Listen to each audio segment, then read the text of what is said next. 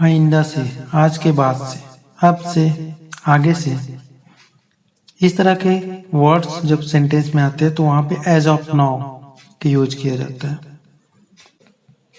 जैसे कि आइंदा से ऐसा नहीं होगा या आज के बाद से ऐसा नहीं होगा।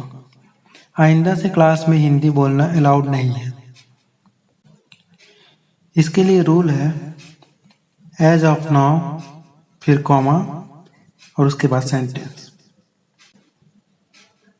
फॉर एग्जाम्पल, आइंदा से ऐसा नहीं होगा या आज के बाद से ऐसा नहीं होगा।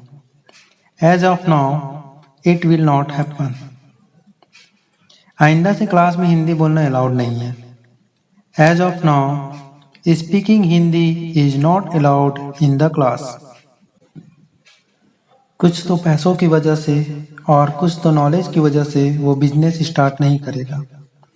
कुछ तो अच्छी पॉलिसी की वजह से और कुछ कंफर्ट जोन की वजह से टॉम अपनी जॉब छोड़ने को तैयार नहीं है।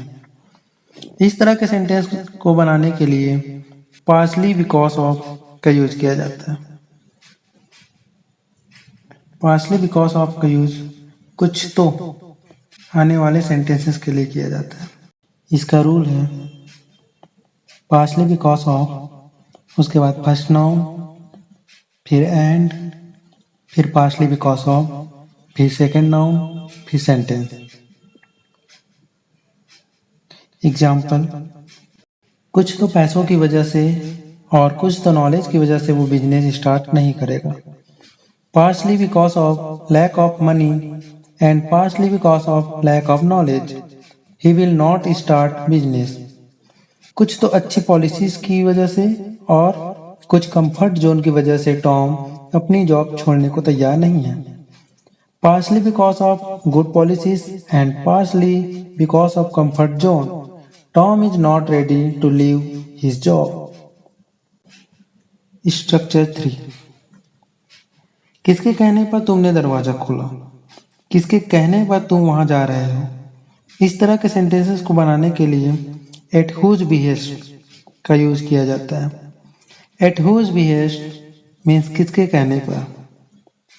इसका रूल होगा एट हुज बिहेस्ट, फिर हेल्पिंग वर्ब, फिर सब्जेक्ट, फिर वर्ब, फिर ऑब्जेक्ट एंड लास्ट में क्वेश्चन मार्क। चलिए एग्जाम्पल समझते हैं। किसके कहने पर तुमने दरवाजा खोला? At whose behest did you open the door? किसके कहने पर तुम वहां जा रहे हो? At whose behest are you going there? Structure 4, तुम्हारे कहने पर मुझे गांव जाना पड़ रहा है।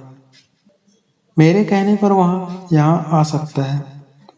इस तरह के सेंटेंसेस को बनाने के लिए एट द बिहेस्ट ऑफ या एट समवन्स बिहेस्ट का यूज किया जाता है। एट द बिहेस्ट ऑफ का मतलब होता है के कहने पर। इसका रूल होगा sentence eight the behest of, फिर नाउन, या फिर सेंटेंस एट, फिर माई, योर, हिज और देयर एक्सेट्रा, उसके बाद बिहेस्ट। एग्जाम्पल के लिए, तुम्हारे कहने पर मुझे गांव जाना पड़ रहा है। I am having to go to the village at the behest of you. या I am having to go to the village at your behest. मेरे कहने पर वह यहाँ आ सकता है। He can come here at the behest of me. या he can come here at my behest. Thanks for watching.